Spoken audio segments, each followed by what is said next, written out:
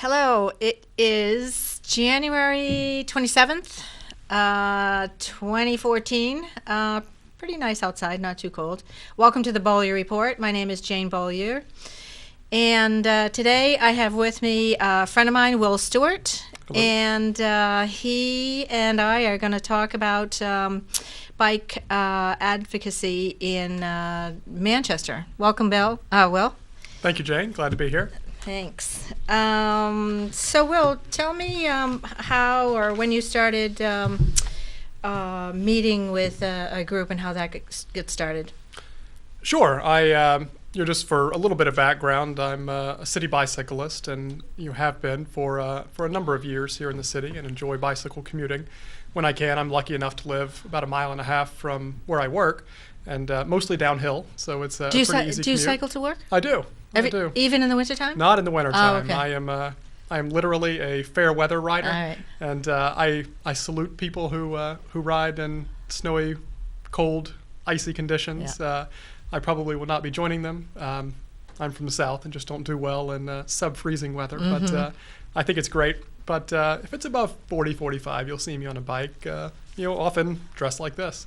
Oh, okay. So yeah. you don't bring your dress clothes and change. Yeah, thankfully get to work. I don't need to. Like I said, it's a mile and a half, mostly downhill, so Yeah. I can make it in about 10 minutes without too much exertion. And it's funny. I wear a helmet, when I bike, and but I found I almost think that I kind of don't need to. If I'm wearing a suit, I've found that I'm just such a novelty and an oddity riding down even Beach and Maple. I think that people just think it's weird and kind of give me a wide berth. You can watch people as they drive by, and you'll see, especially kids, you'll see them moving across. And if I wear my bow tie, forget it. I think I get the whole lane to myself. Isn't it amazing that if you were riding your bike in Oregon or Washington, you'd see so many people like yourself. A dime a dozen. Riding, right. But there are bicyclists in Manchester. There are bicycle commuters in Manchester, and it's not just me, thankfully. So a few months ago, we got the idea. Let's get together and do something and organize. It really kind of came to a head for me back in September. I was outside of Cafe Lorraine on Elm Street, and I noticed I pulled up on my bike after leaving work. And of course, this being Manchester, there are very few things in the way of bicycle infrastructure, including bike racks. Correct. You'll see them here and there. I think there's one at City Hall. There's one at some of the parks and schools, but very few. But just for the general public to use in regular on publicly owned property, that's accessible to people, like sidewalks, not so much. So what I noticed when I pulled up to Cafe Lorraine on that, of course that's on Elm Street between, was it Hanover and Amherst? Yep. And I noticed that I had to just find I think a street sign to chain my bike to, and I noticed that mine was one of three in a row, all chained to either trees or signs. Yep. So I whipped out my smartphone and I took a picture of all three bikes in a row, and I posted it to Facebook, just kind of as a general lament and saying, come on, this city is big enough. We have enough bicyclists. We need some bike infrastructure. And it must have struck a nerve or something. People just kept hitting like, and commenting, we do need bike infrastructure. We should do something about this. So we decided to do something about this. And it started out with a meeting. There were probably maybe 10 of us, a dozen of us. We met one Friday night after work at Millie's, and just kind of sat around and drank some beer and talked about kind of the issues that we see here in Manchester as bicyclists. And I think every bike meeting really starts off with it seems to any bike conversation, I should say, with people describing all of their close calls and here's the worst intersection, and I almost got nailed over here, and can you believe this guy did that kind of thing. But once we got that out of the way, we decided that we like to go about things a little more systematically, and so we organized kind of a community-wide meeting, which we advertised in a number of the local coffee shops and gathering spots, and on Facebook, of course, to invite people to come and talk about kind of an initial meeting. what can we do here in Manchester to improve the bicycling experience and really improve quality of life for everyone? Because we certainly believe that the more people on bicycles, the better life is for everyone, whether you bike or not. And we had I believe about 40 people show up to that initial meeting. That was toward the end of October. And where was that one? Was that the Millius one? No, this was held at the Chamber of Commerce. Okay. They were gracious enough to let us use their boardroom, and we all packed in. Yep. And of course, we all kind of went around the room and introduced ourselves, and talked a little bit about why we all cycle, where we cycle, and of course described some of the close calls. And I mean, there were a number of interesting stories there. There's a woman there who's I think having up to her like her third brain surgery from getting hit here in the city. Is that the individual that works at Republic? I believe it is. Okay. Yeah, it's a miracle that she's back to work and. Right, and yeah, it's those things. Thankfully, it's not an everyday occurrence, but it's close enough, which I'll speak to in a minute. Yeah. So after that meeting in October, which we spent kind of identifying what are the main issues in Manchester when it comes to cycling. A number of things kind of got brought up. The city's lack of bike infrastructure. We mentioned the bike racks, things like bike lanes. People not knowing the rules of the road. Cyclists who don't know the rules of the road, people who, for example, will ride on sidewalks, which is illegal, or will ride. Except if you're a police officer. Correct. Yes, but for the general public, it is illegal. They call it a sidewalk, not a side ride, as I like to say, and things like people riding the wrong way on a one-way road. Behavior which really serves to make the driving public, when I say driving public, people who drive cars and vehicles, gives bicyclists a bad name. Correct. And I so agree. we want people to ride safely and correctly, first and foremost, safely. And then we believe that by promoting bicycling and building out infrastructure, whether it's things like bike lanes and bike racks, that will contribute to that safety. So from there, we held another meeting in December, and then we held one just last night, and really starting to focus on some things we can do to both build the group, build our numbers, and become more visible, with the eventual goal of affecting policy and getting that actual infrastructure here in the city. One of the things that frankly kind of annoys me, and I get jealous, I guess what it comes down to really. When I go to places like Concord and Keene and Portsmouth and places, and these are all cities, great cities, but they're smaller than Manchester, and they have a lot more bicycling infrastructure and amenities. And there's a lot of in Portsmouth. There's a lot of cars in Portsmouth. Right. A lot of cars on the road, parked, but they're able to do it. Right, and that's the case everywhere. Yeah. I mean, New York City. Is there, in Los Angeles, are there more congested, busy places with cars than those cities? Yet they're able to do it. So we can definitely do it here in Manchester.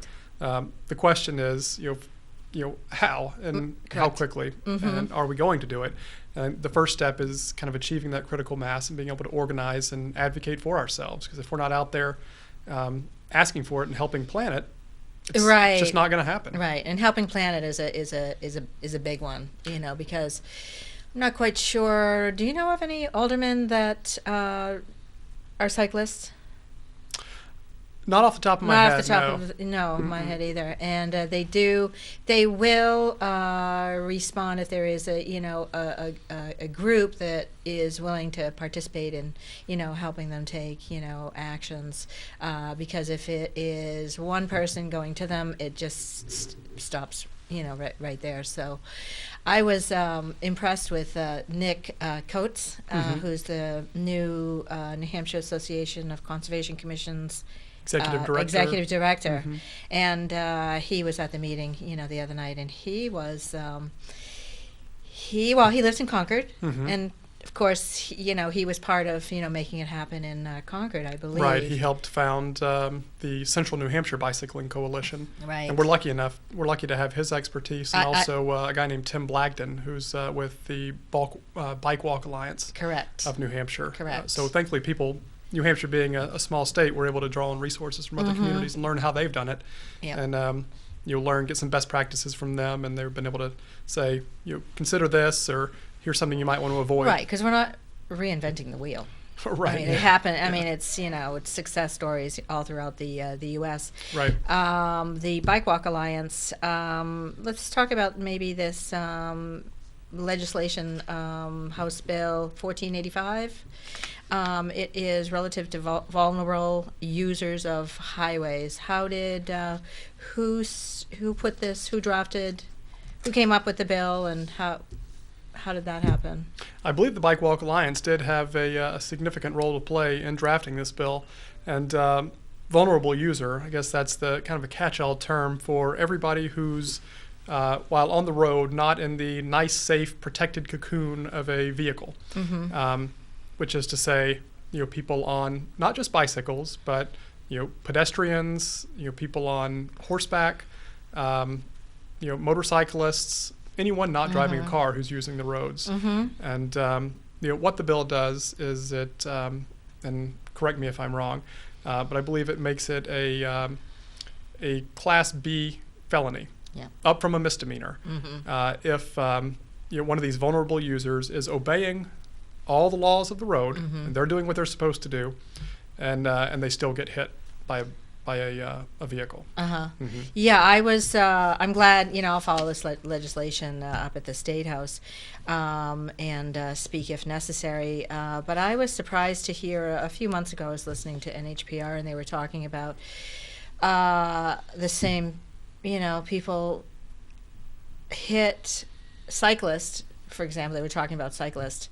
And oftentimes they don't even get a fine, and sometimes they kill these cyclists. And it was just amazing to me that this occurs. So I think this is a good step. It'll be great education for the entire House once it gets on the floor. It'll be good debate in committee, as well. And I hope it comes out and it filters through even to things like driver's ed education and things like that to teach people learning to drive, to really be on the lookout for cyclists. And I mean, probably the most tragic thing of recent note was the Criterion, the big bike race over in Portsmouth back in the early fall. Correct. That killed a woman and injured a few others. Right. Yeah, that was an organized bike tour to raise money for a nonprofit. Yeah.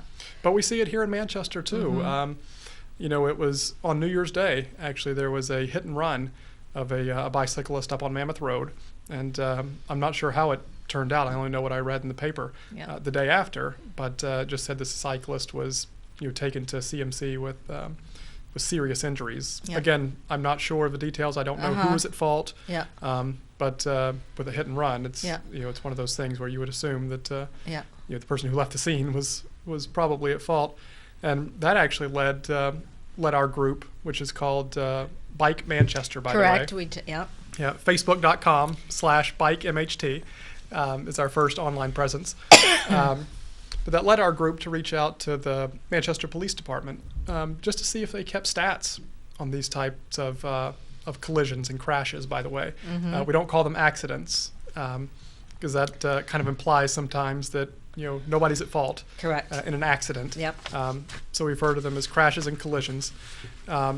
And I reached out to the police department, and they sent back a list going back to 2009. So the 5-year period between 2009 and 2013, there were 175 collisions of bicyclists and vehicles. And not having any reference point, it sounded a lot like to me. And I'm not sure how it stacks up against, say, a national or state average or anything.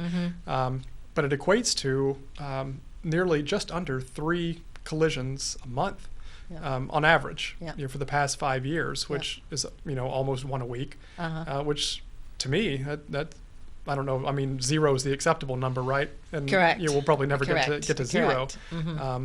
But I think we can make a lot of headway here, and hopefully our group can help on both sides of the equation, helping educate bicyclists and drivers. Now, you have a good relationship with the police department getting these numbers. We talked at the last meeting, about moving forward with getting more information. And with that information, was it Mr. McKenzie or Jessica that drafted this map? We have a couple of maps. That one in your hand right now was actually created by the staff over at the highway department. Okay. With, Todd Connors. Todd helped. Connors Okay. and his crew, Uh-huh. and then Bob McKenzie, Uh-huh. one of our members, also created a map, and they're both a little bit different, but they all plot out the locations of all of the particular crashes. Right, and what I'll do, with this map moving forward, because everybody is pretty much tasks at the end of I like being tasked at the end of a meeting so that we can take action before we meet again. Take the city ward maps and figure out, whose district, it looks like probably all of the state reps will, not the state reps, but the aldermen will be involved, depending on, where the crashes were, if it was one in Ward 10 or one, however many, and that way we can get them involved with taking a look at the intersections and just working, with us to, address these issues. Yeah, I don't think there's a ward in the city that does not have Impacted. crashes having impacted. Yeah. I think looking at the map, and that's something I can send you the link to if you have a place to post it. But it really looks like the hardest hit areas are both the center city, so probably like wards 3 and 5, as well as Ward 10 on the west side. It looks kind of like the Granite Square neighborhood. Yeah. And that said, the two kind of worst intersections, if you will, that have seen the most crashes are Maple Street and Cedar Street, and then a few blocks away at Beach and Merrimack. Yeah, we were talking about how Beach and Maple are both one-way, so people really fly on the one-way streets. Correct, and Yeah. a lot of people at those particular intersections, there are lights that are maybe 2 blocks beyond, and people are often paying attention. That at least that's the speculation. They're looking Right, beyond at the yeah. next light to see and not paying attention to what's right in front of them. Yeah. So we want to dig deeper into this data. We have good data on when the crashes occurred, the days of the week, months of the year. But we need to dig deeper with regard to, kind of the other conditions with regard to the crashes. Who was at fault? What were the circumstances? Maybe what was the weather that day? See what all played a factor, and then we can use that data. We're hopeful to really inform our efforts in the future. As it regards perhaps education or signage or bike lanes and or it's anything like good that. to have those numbers, because I know as a state rep, oftentimes they'll, if it's an FN, which involves some finance with certain bills or legislation, if you do have the stats, if you do have the numbers to show, let's say the mayor and board of aldermen, then they can justify spending some funds on remedies and infrastructure. It becomes an investment. And I like the word investment. Yeah, and that's what it is. Yeah. It's it's been shown not just from a safety perspective, but this has economic development impact. Has a lot of factors that go into it. Of course, environmental and the reduction of parking issues, and which brings up another interesting point. I think that sometimes you hear about people. A lot of the bicyclist community, I think, doesn't do a great job of reaching out to the driving public.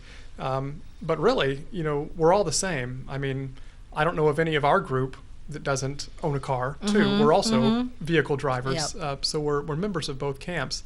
And I think that, it's not an either-or proposition. I think that it's mutually beneficial, increasing, bicycle infrastructure and creating a more robust bicycling community. Benefits everyone, again, whether you ride a bike or not. For example, I know downtown in the Mill Yard, people like to complain about lack of parking and the parking challenges. And one of the points we make and other advocates make across the country is the more people you have on bikes, the less people you have in cars. The less people you have in cars, the more parking there is for everybody else who keeps driving. Correct. And that's not to mention the environmental benefits of less cars on the road, less emissions being put out, and as well as less wear and tear on the rodes. Yeah, So I do believe if we do take action and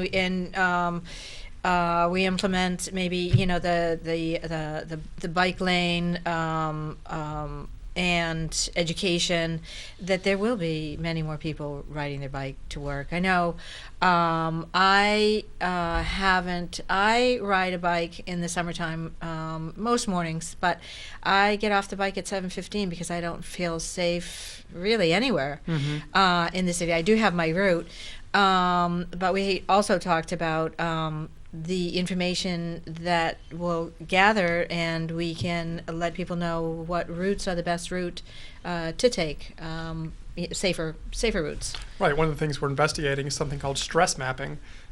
Correct. Which is trying to gauge for each city in the street, the level of stress that bicyclists experience when driving. For example, maybe some residential neighborhood streets. People feel relatively safe. They let their kids go out there and ride on it. They certainly feel comfortable doing so. Where there's not much traffic, stop signs every block kind of thing. As opposed to, say, again, Maple Street or Beach Street or maybe 2nd Street on the west side. Very congested, traffic going at a pretty quick clip, and you really only see the hardiest of confident souls out there on a bike. So the key with stress mapping is you'll find these pockets, I think, of low stress areas across the city, and the key is to connect those, so that people have a way to get around town, on the lowest stress, streets and roads. Yeah. And because we don't have to make every street. Yeah, correct. Right, and we don't need bike lanes on every street. We don't need to focus everywhere. We just need to focus very specifically and target our efforts to get the maximum kind of bang for our buck. Yeah, as it were. I was just thinking about sidewalks because, as well as bike lanes, I think we need to really address sidewalks in the city as well. I was out on the west side today, and I was watching an individual in a electric wheelchair, try to go from one point to another, and he had to continue to back up because there was just obstacles, especially this this time of year. It's really so. But even in the best of weather, it is a challenge. It is a challenge. It is a challenge. And so the next step, we've got. You've got the Facebook page. There will be a website that you'll develop. Correct.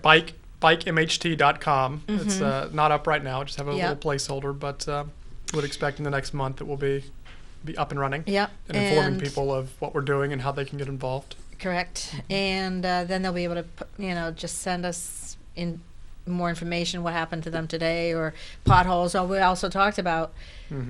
Potholes. Is that what were we talking about when we were? Well, we were talking about as part of our to be able to identify and report potholes across the city. Of course, potholes they're an annoyance for everybody, right? No matter what kind of vehicle you're driving on the road. For cars, it's just you drive across, it's kind of a bump and you move on. For bicyclists, on the other hand, if you hit one of those, oftentimes, bicyclists are, at the far right, side of a lane, as they should be by law, and cars will be going by, and if there's a pothole right in front of them, if your choice is between hitting a car and hitting a pothole, you'll choose the pothole. But the problem is, if you're on a bicycle, if you hit it the wrong way, or you're not braced well, or your wheel's not quite at the right angle, you can really do some damage. It's easy to tumble right off of it, do damage to your bike, or fall off and perhaps fall into the roadway. So things like potholes and road debris too can be a real safety issue. And I'm not sure about the storm grates, the SOAR grates.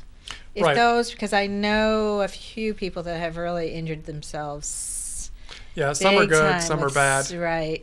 Because some of them, you'll just fall right into the grate.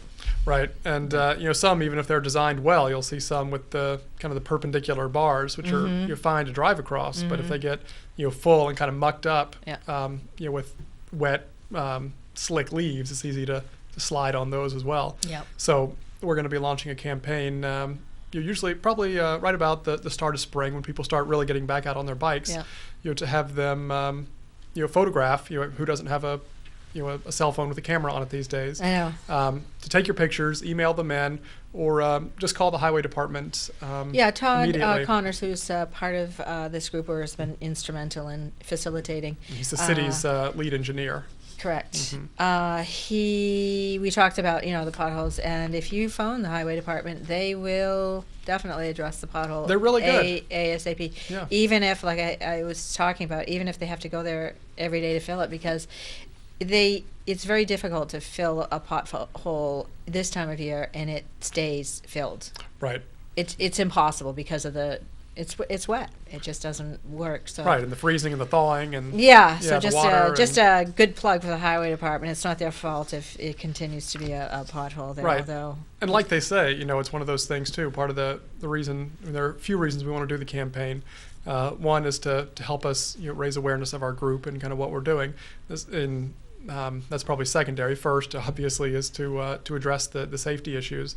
But as he pointed out the other night, he said, we're happy to go out and do it, but we can only fill those potholes if we know they're there. correct. I mean, and the city has hundreds of miles of road. Yep. But they can't be everywhere all the time, Yep. and so they depend on the public to Yep. to let them know Right. of not just potholes but any kind of street debris. The program, we don't have it here, where you'd use a bike, park it, somebody else takes it from there, or you know how they do that with cars. Bike sometimes? valet. Bike valet. That's an interesting concept. It's something else we as discussed. well. Right, this is something that's done, and I know the Concord group, the Central New Hampshire Bicycling Coalition, does it, I believe, with market days in Concord. But groups across the country will do it. They'll basically partner with the organizers of large community events. Be they farmers markets, 5K races, Correct. things like that, where a lot of people will come in, usually driving cars, again, exacerbating those parking problems. So they partner with them. They go to the event organizers and say, look, let's both promote people riding their bikes to your event. It reduces the amount of congestion and people getting to your event, and again, helps out with parking. And then we'll be there to meet people with their bikes. Just like at a valet at a restaurant. We'll take their bike, give them a little stub, and attach the other side of the stub to the bike, and then we'll take it to a secure, fenced-in location, and we'll look over their bike, and then when they're through, running the race or shopping at the farmer's market or what have you, there'll be somebody there who can take their stuff, go back and return their bike. Idea. I think that's a great idea. Yeah, it's a great service to do, and again, a great way to help mitigate, congestion and parking and raise awareness for the group as well. Yeah. So I guess probably in the future you'll reach out to the bike shops. Have you? I imagine we have. And I imagine they will be more than happy to participate in the conversation because they sell the bikes, they repair the bikes, and they can probably help with maybe educating the general public because it is interesting that anybody can buy a bike and get on the road and what are the instructions, directions, how do I ride the bike, or what's right, what's wrong. Short of your own 2 feet, it's probably the cheapest mode of transportation out there, and it's very accessible, a very democratic form of transportation. Particularly here in this city where we have a number of immigrants and refugees who often arrive with no transportation. So it's something, again, going back to those economic development tools, if we can give people more access to transportation, that improves their job prospects, et cetera. But to answer your initial question, we have reached out to the various bike shops, and they have helped us promote our meetings. Folks at Bike Barn and Blue Steel and Good Ales and Hooksett and Alternative Bike as well on the west side. Good. Great. Well, we have just a minute left. Will, where do you work? I work at the Greater Manchester Chamber of Commerce, and I will note that while the Chamber is supportive of this effort, the effort is independent of the Chamber. It's not a Chamber initiative, but is an initiative of the community, of community bicyclists. And it's great to be a part of this, with you. We just never know who we're going to meet up with at these meetings and collaborate to make things, happen. That's what, volunteers do, and that's what, it's great to brainstorm, and, this is our home, and, I love it here in Manchester, and we're working to certainly improve the quality of life or maintain in the city. So I thank you for your effort. Thank you. I will see you next week. Thanks for tuning in. Again, my name is Jane Beaulieu, and my guest Will Stewart with the Bike Advocacy Group. See you later.